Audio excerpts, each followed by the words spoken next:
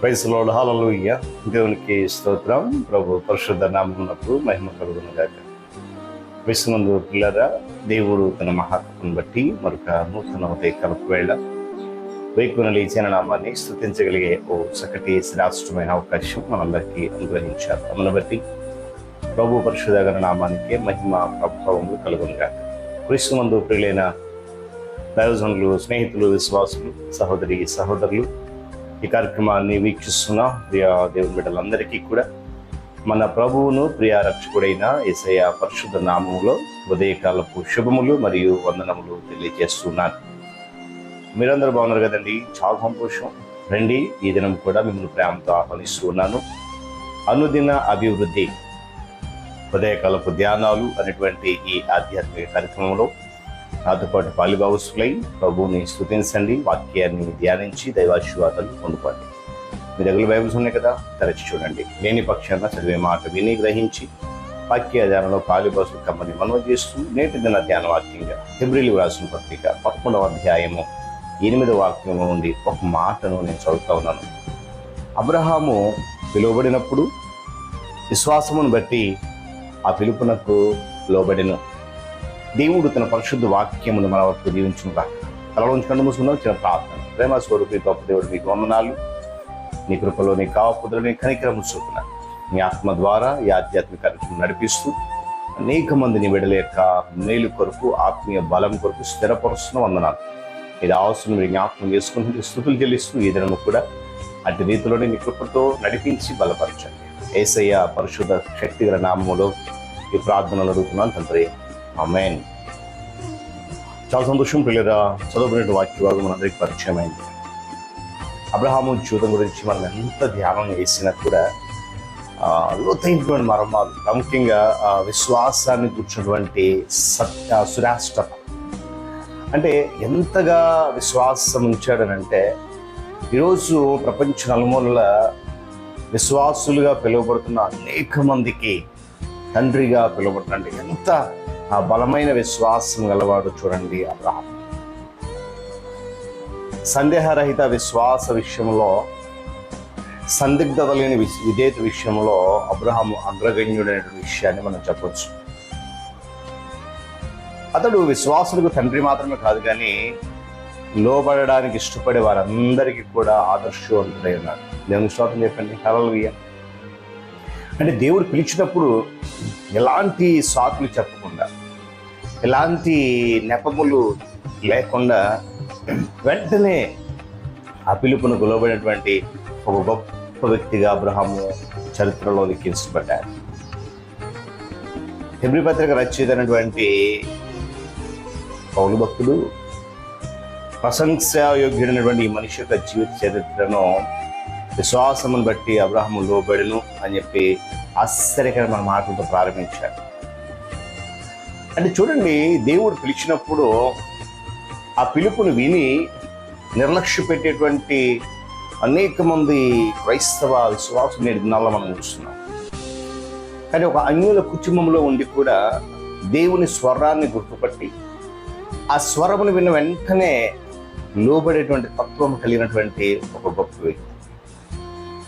పిల్లల ఆ తర్వాత అతడు దేవుని దృక్కోణంలో చూస్తూ చూడగలంటే అబ్రహాం యొక్క విధేయత పూర్వకమైన విశ్వాసాన్ని గురించి, విశ్వసించి విధేయతను గురించి కూడా వివరిస్తున్నాడు.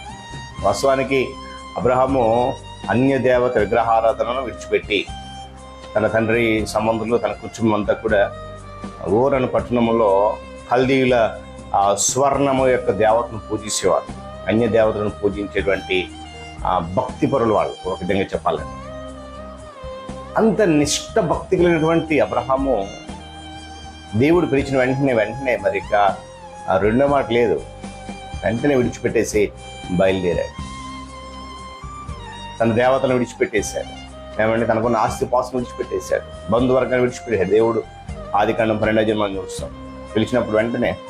అయితే ఇక్కడ గమనించేసినటువంటి విషయం ఏంటంటే, దేవుడు పిలిచాడు, లోబడ్డాడు, బయలుదేరన్నాడు, బయలుదేరిపోయాడు. ఎక్కడికి వెళ్ళాలో తెలీదు, కానీ విశ్వాసం, నమ్మకం దేవుని పట్ల, దేవుని స్తోత్రం కలుగును. అప్పుడు అన్యదేవతలను ఆరాధించేటువంటి అబ్రహాం ఇప్పుడు మహిమా స్వరూపైనటువంటి దేవుడు కనిపించాడు, దేవుని తెలుసుకున్నాడు. విధేయతతో అతడు సంపూర్తిగా జీవము గలవాడును సర్వాధిపతి అయినటువంటి సత్యత దేవుని సేవించడానికి విగ్రహాల వైపు నుండి దేవుని వైపు తిరిగినట్లుగా మనం చూస్తున్నాం. చూడండి, ఆ మాట విశ్వాసము. అబ్రహాము పిలువబడ్డాడు. ఆ పిలువబడినప్పుడు విశ్వాసమును బట్టి ఆ పిలుపునకు లోబడ్డాడు. చాలా లోతైనటువంటి మర్మం. ఆ విగ్రహారాధన నుండి దేవుని సేవించడానికి తెలుసుకున్నాడు. జీవం గలవాడు ఈయనే, సత్యవంతుడు ఈయనే, సర్వోన్నతుడు ఈయనే అని దేవుని వైపు తిరగడం జరిగింది.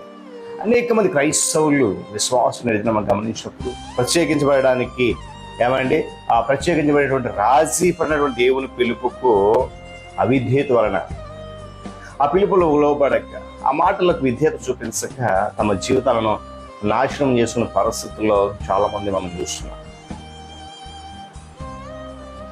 దైవభక్తి గల జీవితం జీవించడానికి ప్రత్యేకించబడడం ఎంత ఆవశ్యకమైనదో మనము ఏమాత్రం కూడా గ్రహించడం లేదు ఈ దినాల్లో. కానీ వాక్యం చెప్తుంది, క్రీస్తుకు బలియాలతో ఏం సంబంధం? దేవుని ఆలయములకు విగ్రహాలతో ఏం పొందిక? కావున మీరు వారి నుండి బయట వెళ్ళి ప్రత్యేకంగా ఉండండి అన్నాడు. దేవుని స్తోత్రం చెప్పండి. హల్లెలూయా. నేను మీకు తండ్రుడెందును, మీరు నా కుమార్తెందురు అనే సర్వశక్తుల ప్రభు సవాలు చేస్తున్నాను. అవిశ్వాసాలతో జోడుగా ఉండదు. విగ్రహారాధనకి సర్వోన్నత దేవునికి ఎటువంటి సంబంధము లేదు. కాబట్టి ఉదయకాల సమయంలో గమనించండి విశ్వాసులారా, దేవుని బిడ్డలారా, మనమందరం కూడా దేవుని చేత పిలువబడినప్పుడు ఆ పిలుపుకు లోబడి ఏం చేయాలి? చూడండి, కొన్ని సందర్భాల్లో దేవుడు వాక్యం ద్వారా మనతో మాట్లాడతాడు. కొన్నిసార్లు నువ్వు ప్రార్థన చేసేటప్పుడు నీతో మాట్లాడతాడు. ఆ స్వరమును విని లోబడాలి. ఈరోజు ఉదయకాల సమయంలో దేవుని వైపు తిరిగి ఏ విధమైనటువంటి నడక నడుస్తున్నాం, ఏ విధమైన ప్రవర్తన మనలో ఉంది, ఏ విధమైన జీవితం జీవిస్తున్నాం, ఈరోజు ఉదయకాల సమయంలో ఒక్కసారి గమనించుకొని జ్ఞాపకం చేసుకొని దేవుని పిలుపుకు లోబడి విధేయత చూపించి అనేకులకు మాదిరిగా మన జీవితాలను మార్చుకుందాం. దేవుడి మాటలు మనకు దీవించును గాక. ఆలోచించడం మూసుకునండి, ప్రార్థన చేద్దాం. ప్రేమ కలిగిన తండ్రి స్తోత్రాలు. మనకు ఉదయకాలంలో వేయకుని నీ మాట వినగలుగుతున్నాం. అది నీ కృప, నీ కాపుదల, నీ సన్నిధి. నీ ఆత్మ ద్వారా ఈ యొక్క కార్యక్రమం నడిపిస్తున్న వందనాలు. ఈ దినం కూడా అబ్రహాము జీవితం కొన్ని శ్రేష్టమైన మాట విన్నాం. అయితే మేము విధేయులమై లోబడేటువంటి తత్వం కలిగి లేమేమో. అందువరకే ఉదయకాలంలో హెచ్చరించని స్తుతులు తెలుసు. ఈ కార్యక్రమం మరింతగా బలపరచండి, మీరు మహిమ పొందండి. యేసు నామమున అడుగుతున్నాను మా తండ్రి, ఆమేన్. ప్రియక దేవుని దీవెన ఆయన సన్నిధి కాపుదల సదాకాలము మనందరికీ తోడుగా ఉండి నడిపించును గాక. ఆమేన్.